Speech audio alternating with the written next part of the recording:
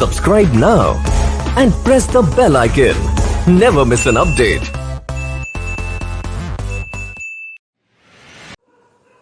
Hello friends, welcome to my YouTube channel Shiksha to job and I am back with my second video. Guys, मैंने first video में आपको cell पढ़ाया था और आज हम अपनी सेकेंड वीडियो में सेल डिवीजन पढ़ेंगे. ओके, मैंने आपको प्रीवियस वीडियो में बताया था कि जो एक सेल होती है वो डिवाइड होके एक से दो या दो से ज्यादा सेल्स को वो बना लेती हैं. अब सेल डिवीजन हमारा 3 टाइप का होता है. फर्स्ट है amitosis, second is mitosis and third one is meiosis. Guys, मैं आपको एमाइटोसिस सबसे एंड में पढ़ाऊंगी ताकि ये आपको क्लियरली समझ में आ जाए. हम पहले माइटोसिस और म्यूसिस पढ़ेंगे. ओके, तो पहला आता है माइटोसिस, जिसे हिंदी में समसूत्री विभाजन भी बोलते हैं. इसकी खोज किसने की थी? इसकी खोज फ्लेमिंग ने की थी. और ये माइटोसिस सेल डिवीजन किस में होता है? सोमेटिक सेल्स में होता है. सोमेटिक सेल्स यानी बॉडी सेल्स. अब वो बॉडी सेल्स तुम्हारी कौन सी हो सकती हैं? वो आपकी स्किन की सेल्स भी हो सकती हैं, हेयर की सेल्स भी हो सकती हैं. जैसे आपने देखा होगा, आप हेयर्स को कट करते हैं लेकिन फिर भी वो लेंथ में बढ़ते चले जाते हैं. तो उनमें ऐसा क्यों होता है? क्योंकि जो हेयर की सेल्स हैं वो डिवाइड हो रही हैं, एक से 2 सेल बन रही हैं. इसी वजह से जो है आपकी हेयर की लेंथ वो बढ़ती चली जाती है. और स्किन सेल्स, जैसे कभी आपके देखा होगा, आपने चोट लग जाती है तो आपकी स्किन सेल्स जो है वो डैमेज हो जाती हैं, बट कुछ दिन के बाद उनकी रिकवरी हो जाती है. कैसे हो जाती है? कि जो सेल्स आपकी डैमेज हुई थी उन्हीं की जगह पे हमारी न्यू सेल्स बन जाती हैं. ठीक है, तो अब इसमें आता है कि इसे इक्वेशनल डिवीजन भी कहते हैं. इक्वेशनल डिवीजन मतलब इसमें क्रोमोसोम्स नंबर सेम होता है. मैं आपको बताती हूँ. जैसे कि ये एक सेल है, इसको हम पेरेंट सेल बोलेंगे. ठीक है, अब ये सेल डिवाइड होके 2 नई सेल बना रही है, फर्स्ट और सेकंड. तो हमने इसमें देखा कि इसके पेरेंट सेल में कितने क्रोमोसोम्स थे? 46. और इससे जो 2 न्यू सेल्स बनी उनमें भी 46 क्रोमोसोम्स हैं. तो इसीलिए इसे इक्वेशनल डिवीजन बोला जाता है, क्योंकि जो पेरेंट सेल में थे क्रोमोसोम्स वही इसकी डॉटर सेल्स में भी हैं, यानी क्रोमोसोम्स जो है वो इक्वल ही रहे. Okay, now the second one is meiosis. Meiosis की खोज किसने की थी? वीजमैन ने की थी. और लेकिन इसका जो नामकरण दिया था वो फार्मर एंड मूरे ने दिया था. अब इस डिवीजन को रिडक्शन डिवीजन भी बोला जाता है और हिंदी में इसको न्यूनकारी विभाजन भी बोलते हैं. रिडक्शन का मतलब ही कम होता है. अब इसमें हम देखते हैं. अब म्यूसिस जो है वो 2 स्टेप्स में होती है. पहली है meiosis first and second one is meiosis second. Meiosis first में क्या होता है कि जो पेरेंट सेल होती है उससे पहले 2 सेल बनती हैं, लेकिन जो इससे 2 न्यू सेल्स बनी उनमें हमने देखा कि इसमें तो 46 क्रोमोसोम्स थे, लेकिन इसमें क्रोमोसोम्स नंबर हाफ हो गया. और फिर यही जो न्यू जो 2 डॉटर सेल्स बनी थी यही फिर से विभाजित हो गया, फिर से डिवाइड होके 2 सेल्स इन्होंने और बना ली. तो हमने देखा कि यहाँ पे एक सेल से 4 सेल बन रही हैं, लेकिन माइटोसिस में ऐसा नहीं था. माइटोसिस में एक सेल से 2 सेल बन रही थी और क्रोमोसोम्स नंबर सेम था, जिसकी वजह से इसे इक्वेशनल डिवीजन बोला जा रहा था.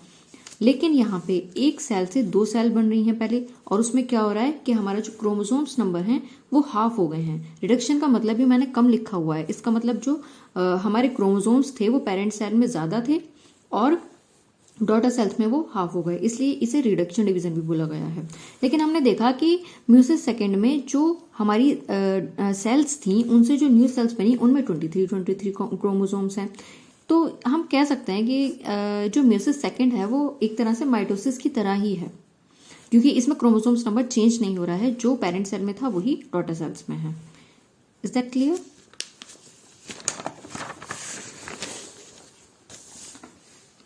Now mitosis. हमें पता है कि माइटोसिस में एक सेल से हमारी 2 सेल्स बन रही हैं.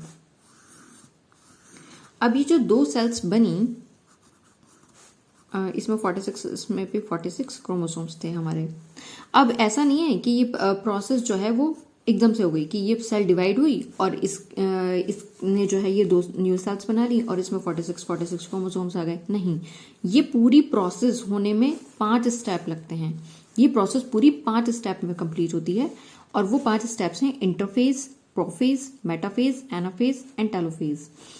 मैंने हिंदी में भी यहाँ पे इनके मीनिंग्स लिखे हुए हैं, interface, prophase, metaphase, anaphase and telophase के। ओके, तो हम इसकी सबसे पहले फर्स्ट स्टेज पढ़ते हैं इसकी इंटरफेस। इंटरफेस को पढ़ाने से पहले मैं आपको पहले एक बार डीएनए का स्ट्रक्चर फिर से बता देती हूँ। जैसे कि ये डीएनए है और ये डीएनए का कॉइल्ड स्ट्रक्चर है और ये सुपर कॉइल्ड स्ट्रक्चर है। मतलब यह है कि ये डीएनए का हमने थोड़ा खोल के दिखा रखा है स्ट्रक्चर, और लेकिन डीएनए इस तरह से दिखाई नहीं देता सेल्स में। ये क्या होता है, ये आपस में बहुत ज्यादा लिपटा हुआ रहता है और इस तरह से जो ये है डीएनए आपस में लिपटा रहता है और इस तरह से एक क्रोमोसोम्स बना लेता है। इसका मतलब क्या है कि जो हमारा पूरा क्रोमोसोम्स है वो काय का बना हुआ है, पूरे एक सुपर कॉइल डीएनए का ही बना हुआ है। क्रोमोसोम्स कोई अलग चीज नहीं है, क्रोमोसोम्स डीएनए से ही बना हुआ है। ओके,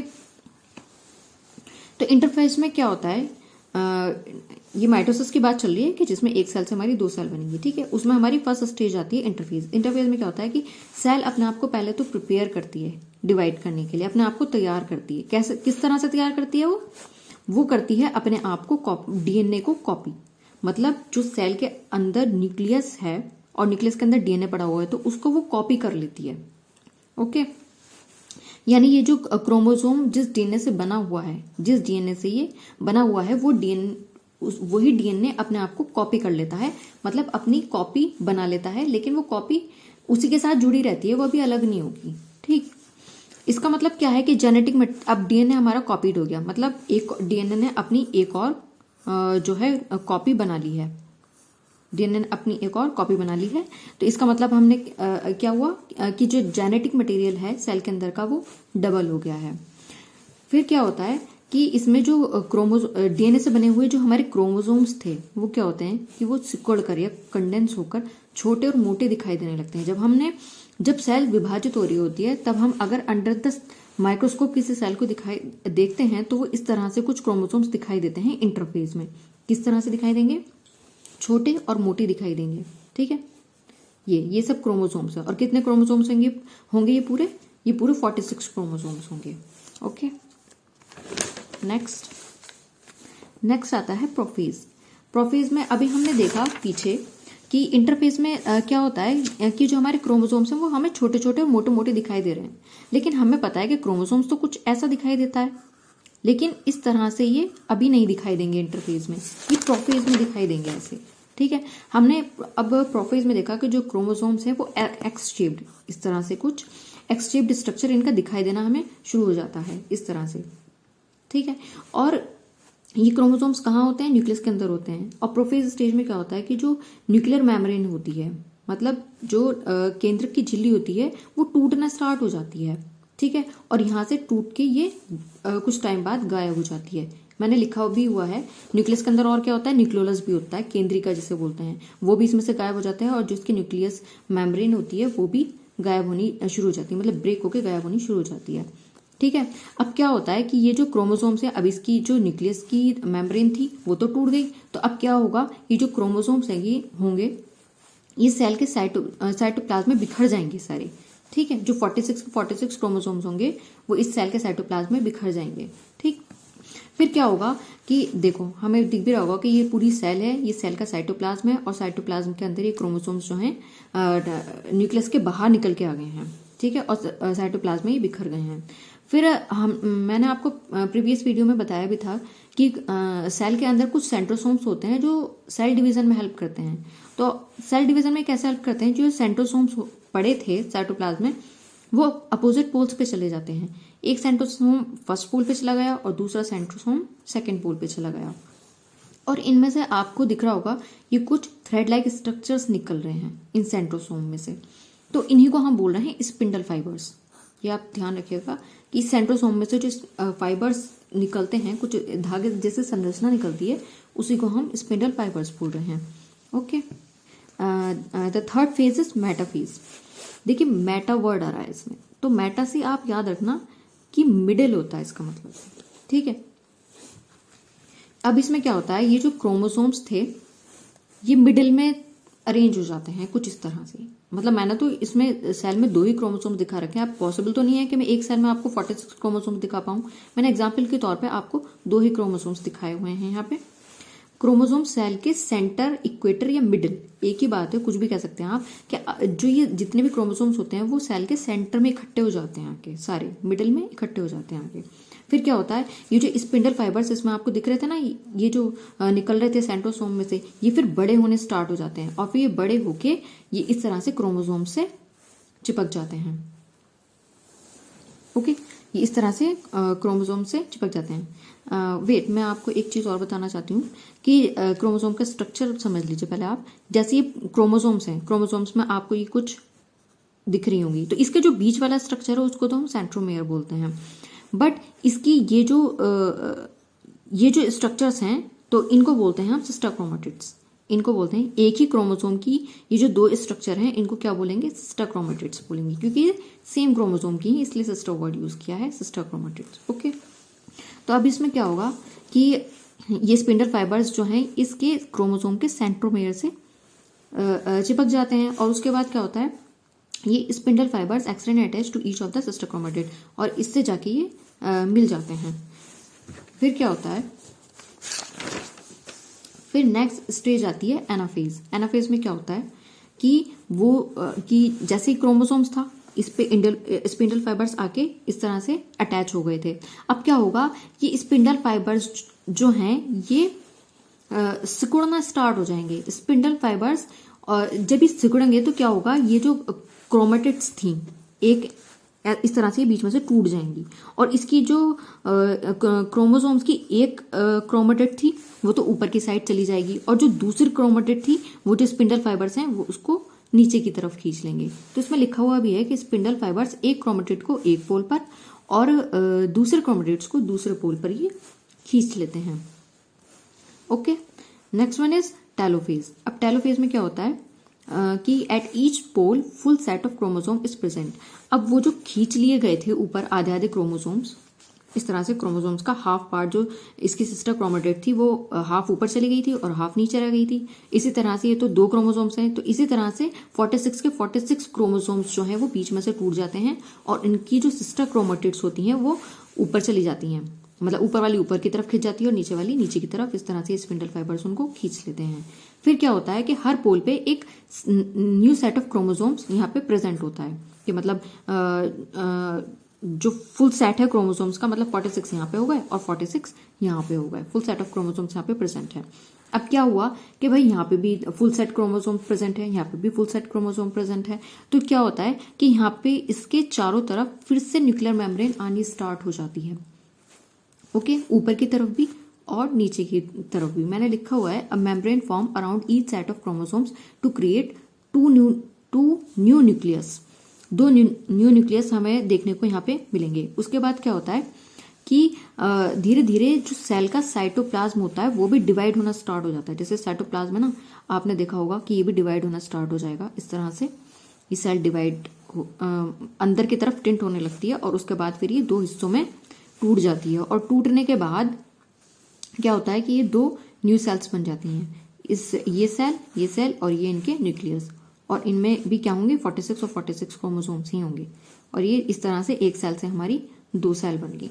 ओके, मैं आपको फिर से एक बार और रिवीजन करा देती हूँ। पहली स्टेज हमने बताया था एक सेल से दो सेल बनेंगी। उसमें पहली स्टेज होगी हमारी इंटरफेज, जिसमें क्या होगा डीएनए कॉपी करेगा अपने आप को और जेनेटिक मटेरियल डबल हो जाएगा। और इंटरफेज में हमें क्रोमोसोम्स कुछ इस तरह से छोटे और मोटे दिखाई देते हैं। फिर नेक्स्ट स्टेज थी हमारी प्रोफेज। प्रोफेज में हमारे जो क्रोमोसोम्स थे वो थोड़े हमें और इसका स्ट्रक्चर क्लियरली दिखाई देने लगता है, एक्स शेप्ड स्ट्रक्चर इनका दिखाई देने लगता है।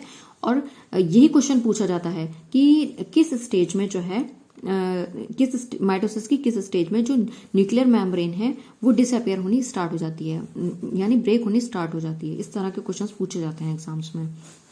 ओके, फिर ये ब्रेक होके जो क्रोमोसोम्स थे हमारे साइटोप्लाज्म में बिखर गए थे और जो सेंट्रोसोम्स थे वो अपोजिट पोल्स पे चले गए थे और उनमें से स्पिंडल फाइबर्स निकलने स्टार्ट हो गए थे।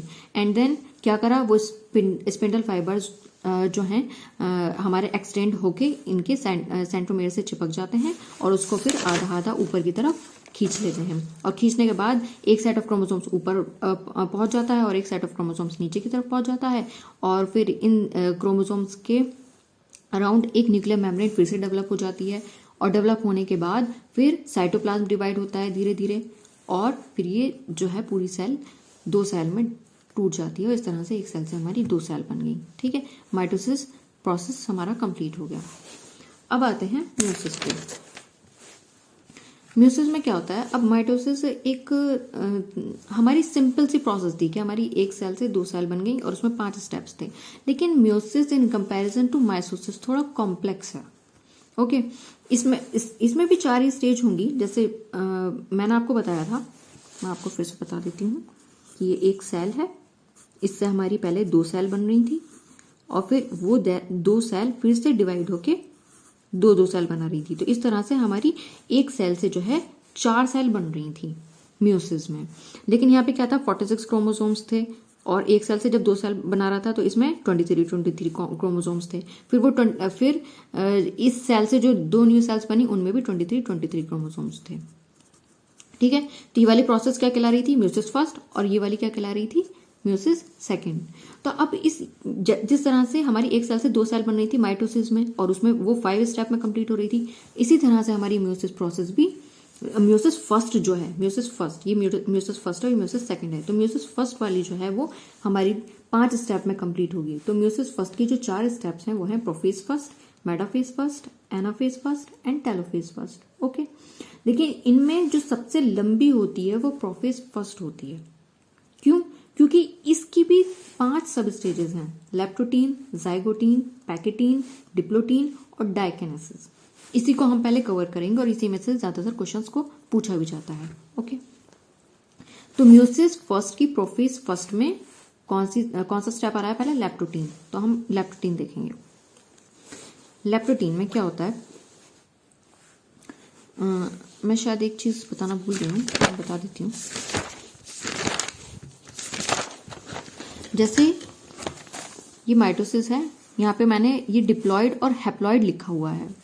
तो डिप्लॉइड क्या होता है, फुल सेट, जिस सेल में फुल सेट ऑफ क्रोमोसोम होता है उसको डिप्लॉइड बोला जाता है। मतलब अगर इस सेल में 46 क्रोमोसोम्स होने चाहिए तो इसमें 46 ही हैं, इसका मतलब फुल सेट है क्रोमोसोम का, तो इसलिए इस सेल को बोला जाएगा डिप्लॉइड। ठीक है, लेकिन हमें यहाँ पे दिख रहा था, यहाँ पे हम देख सकते हैं, सॉरी मैंने यहाँ गलत लिखा हुआ है, यहाँ पे हमें दिख रहा है कि एक सेल से हमारी 2 सेल बन रही हैं। ठीक है, तो यहाँ पे ये सेल क्या कहलाएगी, डिप्लॉइड कहलाएगी, क्योंकि इसमें फुल सेट है क्रोमोसोम्स का। लेकिन यहाँ पे क्या हो गया, यहाँ पे क्रोमोसोम्स नंबर हाफ हो गए, तो इन सेल्स को क्या बोला जाएगा, हैप्लॉइड बोला जाएगा। क्या बोला जाएगा, हैप्लॉइड बोला जाएगा। जिसमें फुल सेट ऑफ क्रोमोसोम्स होंगे वो डिप्लॉइड और जिनमें हाफ होंगे उनको हैप्लॉइड। तो अब हम यहाँ पे आते हैं। तो इसमें इन्होंने कहा है, जैसे कोई सेल है,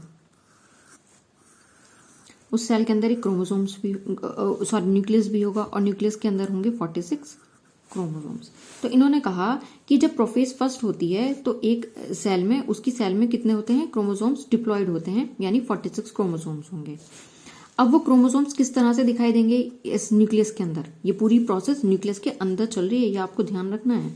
ओके, तो chromosome seen as thread like structures, पतले धागों की तरह ये दिखाई देते हैं इस तरह से। मैंने आपको पीछे बताया भी था क्रोमोसोम का स्ट्रक्चर। तो इसमें हमें ये दिख रहा होगा कि जो एक क्रोमोसोम, जो सेम क्रोमोसोम होता है, उसकी जो ये स्ट्रक्चर्स होते हैं वो क्या कहलाते हैं, सिस्टर क्रोमैटिड्स। ठीक है, सेम क्रोमोसोम के ये क्या कहलाएंगे, सिस्टर क्रोमैटिड्स, सिस्टर क्रोमैटिड्स। लेकिन अगर ये दूसरे क्रोमोसोम्स की हैं, एक इसकी और एक इसकी, तो ये आपस में क्या कहलाएंगी, ये दोनों नॉन सिस्टर क्रोमैटिड्स कहलाएंगी। अगर ये दोनों अलग अलग क्रोमोसोम्स की हैं तो वो कहलाएंगी आपस में नॉन सिस्टर क्रोमैटिड्स। अगर वो सेम क्रोमोसोम की हैं तो वो कहलाएंगी आपकी सिस्टर क्रोमैटिड्स। ओके, अब आते हैं हम हाँ, लेप्टोप्टीन में कुछ नहीं होता, सिर्फ ये क्रोमोसोम जो है वो धागे की तरह, धागे के स्ट्रक्चर जैसे दिखाई देते हैं कुछ इस तरह से। उसके बाद फिर आता है नेक्स्ट जाइगोटीन। जाइगोटीन में क्या होता है, ये पूरी प्रोसेस न्यूक्लियस में ही चल रही है, आपको ये ध्यान रखना है। ओके, सेकेंड आता है zygotene, pairing of homologous chromosomes start, जिस प्रोसेस को बोलते हैं सिनेप्सिस। देखो इसमें क्या होता है कि हमारी एक सेल के अंदर कितने 46 क्रोमोसोम्स होते हैं। उस 46 क्रोमोसोम्स में कुछ क्रोमोसोम्स ऐसे होते हैं जो सिमिलर होते हैं। ठीक है, मतलब उनका जो साइज और शेप होता है वो सेम होता है। तो जो सिमिलर साइज और शेप वाले क्रोमोसोम्स होते हैं वो आपस में पेयरिंग कर लेते हैं, इस तरह से एक पेयर बना लेते हैं। इसी पेयरिंग को वो बोल रहे हैं साइनेप्सिस। ओके, होमोलोगस क्रोमोसोम्स कौन से होते हैं? जिनका साइज और शेप सेम होगा, वो आपस में क्या बना लेंगे? पेयर बना लेंगे। और इसी प्रोसेस, तो इसी पेयरिंग को हम क्या बोल रहे हैं? सिनेप्सिस भी बोल रहे हैं। ओके, अब ये जो पेयर बना, इनमें से जो एक क्रोमोसोम होगा वो होगा पैटर्नल क्रोमोसोम, यानी जिस ऑर्गेनिज्म की सेल में ये प्रोसेस पूरी चल रही है तो उसके सेल में ये वाला जो गुणसूत्र यानी क्रोमोसोम है, एक क्रोमोसोम उसके फादर से उसको मिला होगा और दूसरा उसकी मदर से उसको मिला होगा। ठीक है, तो इस तरह से जो सिमिलर शेप और साइज वाले क्रोमोसोम्स हैं वो आपस में पेयरिंग करके एक पेयर बना लेते हैं और इसी को बोलते हैं सिनेप्सिस। क्लियर? नेक्स्ट आता है पैकेटीन प्रोसेस। पैकेटीन में सबसे ज्यादा ये इंपॉर्टेंट है। आपसे पूछा जाएगा कि मियोसिस फर्स्ट की प्रोफेज फर्स्ट में कौन सी स्टेज में क्रॉसिंग ओवर होता है। क्रॉसिंग ओवर मैं बताती हूँ आपको। अभी मैंने आपको पीछे दिखाया कि क्रोमोसोम्स, सिर्फ इन क्रोमोसोम्स में एक बॉन्डिंग सी हो गई है, मतलब दोनों आपस में बॉन्ड है इनसे। ठीक है, लेकिन क्या होता है पैकेटीन में, क्या होता है कि ये क्रोमोसोम्स आपस में कहीं ना कहीं टच कर लेते हैं एक दूसरे को कुछ जगहों पे। ऐसा नहीं है कि पूरे एक दूसरे से चिपके हुए हैं, नहीं, ये पेयर्ड हैं, एक दूसरे से पेयर्ड हैं, लेकिन कुछ जगहों पे एक दूसरे से चिपके हुए हैं, जैसे यहाँ पे और यहाँ पे। अब जहां से ये अटैच हैं एक दूसरे से उनको बोला जाएगा पॉइंट्स ऑफ अटैचमेंट, यानी काइस्मेटा। उनको बोला जाएगा काइस्मेटा। ठीक है, जहां से ये दोनों अटैच हैं। अब मैं, ये क्या लिखा हुआ है? Crossing over between non sister chromatids. ये एक क्रोमोसोम है, ये दूसरा क्रोमोसोम है, तो दोनों, तो इस वाले क्रोमोसोम की क्रोमेटिड और इस वाले क्रोमोसोम की क्रोमेटिड आपस में टच कर रही हैं, तो इन्हें बोला है non sister chromatids. Of homologous chromosome, same chromosomes की नॉन सिस्टर क्रोमेटिड्स आपस में टच कर रही हैं एक पॉइंट पे, जिसे बोला जा रहा है काइस्मेटा। और इस जिस पॉइंट पे ये टच कर रही हैं उसमें क्या होता है कि इसका जो मटेरियल होगा वो इसमें चला जाएगा और इसका जो मटेरियल होगा वो इस वाले क्रोमेटिड में चला जाएगा। इसी को बोल रहे हैं क्रॉसिंग ओवर।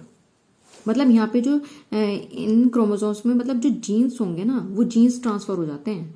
ठीक है, इस पॉइंट ऑफ अटैचमेंट से। ठीक है, कुछ इसमें चले जाएंगे और इस वाले के इसमें आ जाएंगे। ओके, चौथा आता है डिप्लोटीन। डिप्लोटीन में क्या होता है?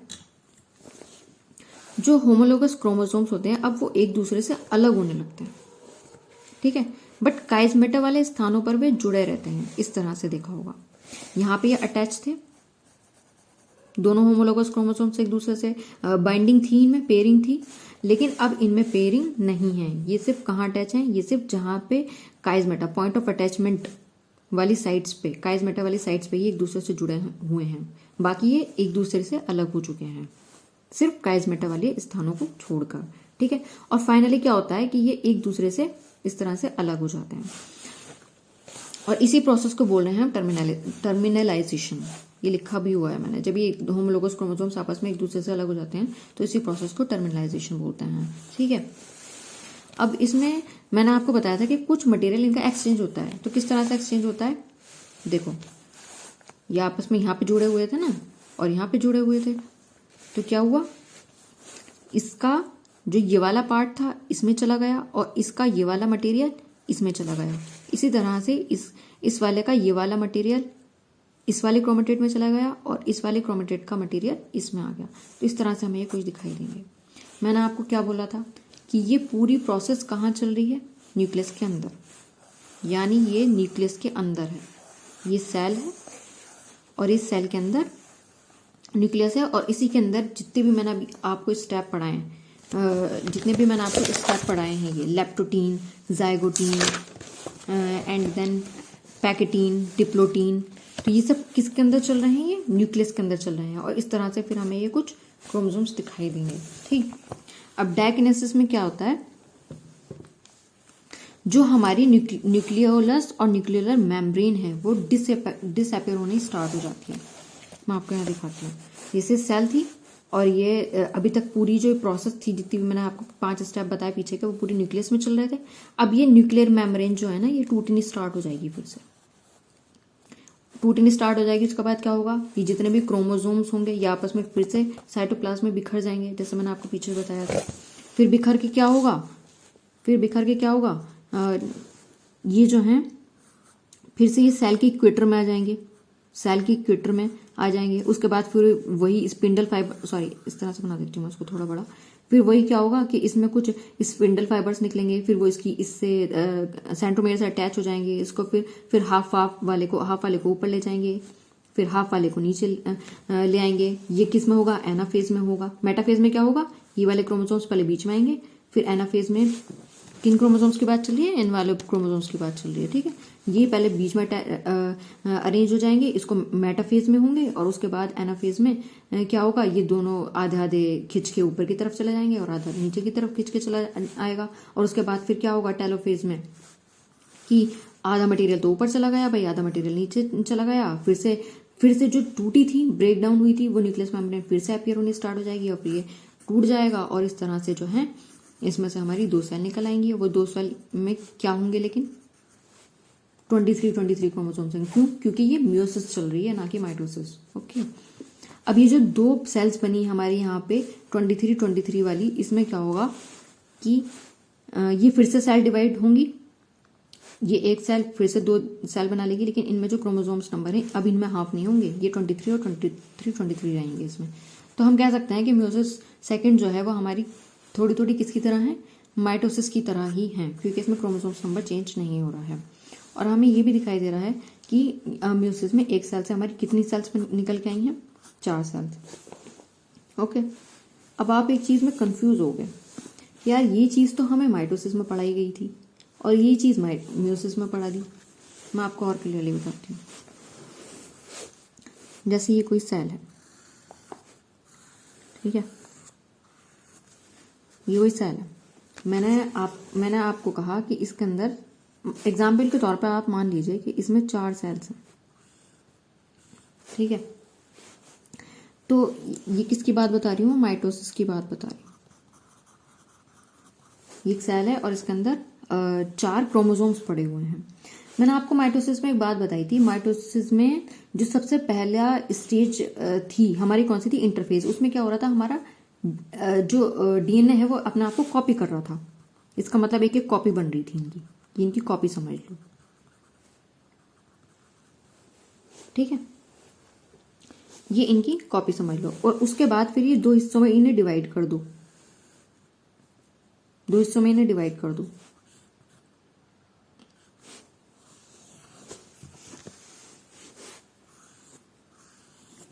पहले मैंने इस सेल में कितने आपको क्रोमोसोम्स, मैंने कहा था कि मान लीजिए आप कि 4 क्रोमोसोम्स हैं। फिर वो 4 क्रोमोसोम क्या करेंगी, अपनी अपनी एक कॉपी बना लेंगी। अब क्या होगा, ये सेल जो है बीच में से डिवाइड हो जाएगी। तो अब इसमें 1 2 3 4, 1 2 3 4, ठीक है। तो इसमें भी 4 क्रोमोसोम्स रहे और इसमें भी 4 क्रोमोसोम्स रहे। क्या इन पे फर्क पड़ा, नहीं। जो क्रोमोसोम हमारी पहले सेल में थे 4, वही जो हमारी जो न्यू सेल्स बनी 4 2, उनमें भी 4 ही 4 क्रोमोसोम्स हैं। लेकिन मियोसिस में क्या हुआ, मियोसिस में मैंने कहा तुमसे ये सेल है, उसके अंदर 4 क्रोमोसोम्स हैं। कितने क्रोमोसोम्स हैं, 4। लेकिन मैंने मियोसिस में आपको ये नहीं बताया था कि जेनेटिक मटेरियल या डीएनए जो है वो अपनी कॉपी बनाता है। यहाँ कॉपी नहीं होगी। अब कॉपी जब हो ही नहीं रही है तो क्या होगा, जब ये सेल डिवाइड होगी और इससे जो न्यू सेल हमारी बन रही हैं तो उनमें पहले 4 क्रोमोसोम्स थे, अब कितने बचेंगे इसमें, 2, ठीक है। अब आपको आई होप कि क्लियर हो गया होगा ये पूरा, ठीक है। माइटोसिस में बस फर्क इतना ही है कि इसमें जो है पहले जो जेनेटिक मटेरियल जो हमारा डीएनए है वो कॉपी हो जाता है, कॉपी कर लेता है अपने आप को, और जिसकी वजह से उसमें जेनेटिक मटेरियल डबल हो जाता है। और डबल होने की वजह से अब ये डिवाइड भी होगी ना, तो इसकी जो न्यू सेल्स बनेंगे उसके क्रोमोसोम नंबर पर कोई फर्क नहीं पड़ेगा। लेकिन मियोसिस में chromosome number chromosome number double नहीं हो रहे थे। इसमें जो जेनेटिक मटेरियल है वो डीएनए कॉपी नहीं कर रहा था, ठीक है। तो जिसकी वजह से जब ये हाफ हुई तो इसमें जो है क्रोमोसोम्स नंबर हाफ हो गए। आई होप आपको ये समझ में आ गया होगा। अब हमारा एक टॉपिक और बच रहा है जिसको मैंने बोला था कि मैं आपको बिल्कुल लास्ट में बताऊंगी। Okay, that is amitosis. Amitosis क्या है कि जैसे हमने माइटोसिस पढ़ लिया, म्यूसिस पढ़ लिया, उसमें क्या था कि हमारे क्रोमोसोम्स डिवाइड हो रहे थे, स्पिंडल फाइबर्स बन रहे थे। लेकिन एमाइटोसिस जो है वो एक तरह से सिंपल डिवीजन है, उसमें ये डायरेक्ट सेल डिवीजन है। इसमें ना तो स्पिंडल फाइबर्स बनेंगे और ऐसा कुछ नहीं होगा। सिर्फ इसमें क्या होगा, डायरेक्टली जैसे ये सेल है, आपने अमीबा देखा ही होगा, ये अमीबा है। अमीबा का पहले न्यूक्लियस डिवाइड होगा, न्यूक्लियस डिवाइड होने के बाद इसका साइटोप्लाज्म डिवाइड हो जाएगा, साइटोप्लाज्म डिवाइड होने के बाद फिर ये बीच में से इस तरह से टूट जाएगी और टूटने के बाद ये 1 से 2 सेल बना लिया। क्या आपको इसमें मैंने दिखाया कि इसमें कोई इंटरफेज स्टेज आ रही है, प्रोफेज स्टेज आ रही है, लेप्टोटीन आ रही है, जाइगोटीन आ रही है? नहीं ना, इसमें ऐसा कुछ नहीं होगा। ठीक है, इसमें डायरेक्टली जो पूरी बॉडी होगी, जैसे अमीबा है, अमीबा की 1 सेल्ड ऑर्गेनिज्म है, इसकी जो पूरी बॉडी है वो 2 सेल में डिवाइड हो गई। तो इसी को बोलते हैं एमाइटोसिस, या इसको डायरेक्ट सेल डिवीजन भी बोला जाता है। ठीक है, आई होप गाइस आपको मेरी वीडियो पसंद आई होगी, और अगर पसंद आई हो तो please like, share and subscribe कर देना। Thank you.